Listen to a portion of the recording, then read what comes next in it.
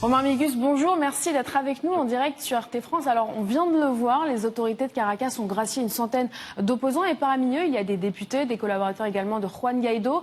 Comment est-ce que vous analysez ce geste de Nicolás Maduro ? Bonjour, alors cette amnistie intervient au moment où l'opposition est extrêmement fragmentée. Vous avez, pour ainsi dire, deux camps, l'un qui est la ligne radicale qui est mise en place par les États-Unis et qui est représentée par M. Juan Guaidó, et l'autre qui compte un nombre très important aujourd'hui d'opposants, membres des principaux partis, y compris qui soutenaient Juan Guaidó.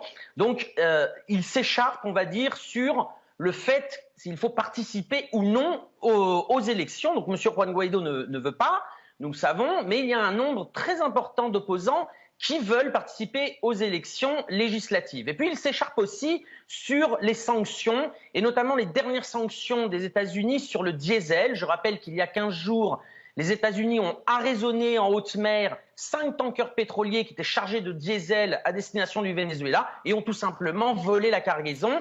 Or, le diesel, c'est des transports privés et collectifs, c'est aussi l'électricité au Venezuela dans les thermoélectriques, c'est le transport des aliments. Et donc, il y a un nombre considérable de dirigeants de l'opposition qui voient bien que cette politique est complètement antipopulaire. Romain Migus, je me permets de vous interrompre. Selon vous, pourquoi avoir annoncé cette décision aujourd'hui ? Est-ce qu'on peut parler d'un pas en direction d'un apaisement des tensions finalement ?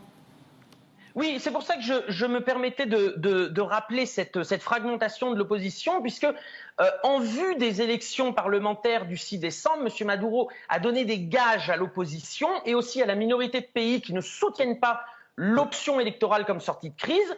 Je rappelle qu'il y a un nouveau centre national électoral dont certains recteurs sont ouvertement d'opposition, et puis cette amnistie dans le but de réconcilier le pays, d'unir le pays et de trouver une option électorale comme sortie possible de la crise politique qui touche le Venezuela depuis maintenant plusieurs mois, voire années.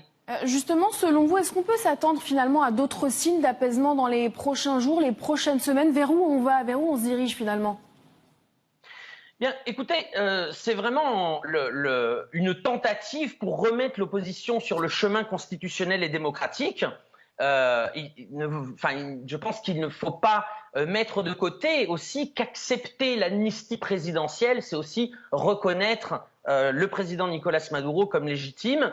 Et cela place aussi l'Union européenne et les gouvernements des territoires qui la composent devant leurs contradictions, puisqu'ils avaient fait de la libération de certains politiciens prisonniers ou en fuite eu un préambule nécessaire à la reconnaissance des prochaines élections parlementaires. Donc Nicolás Maduro mise absolument sur un grand consensus au sein d'une partie de l'opposition et évidemment des chavistes pour la reconnaissance électorale, que le peuple vénézuélien puisse décider en paix et de manière démocratique du futur du Venezuela. Très bien, merci infiniment pour toutes ces précisions, Romain Migus. Je rappelle que vous êtes journaliste et spécialiste du Venezuela. Merci à vous.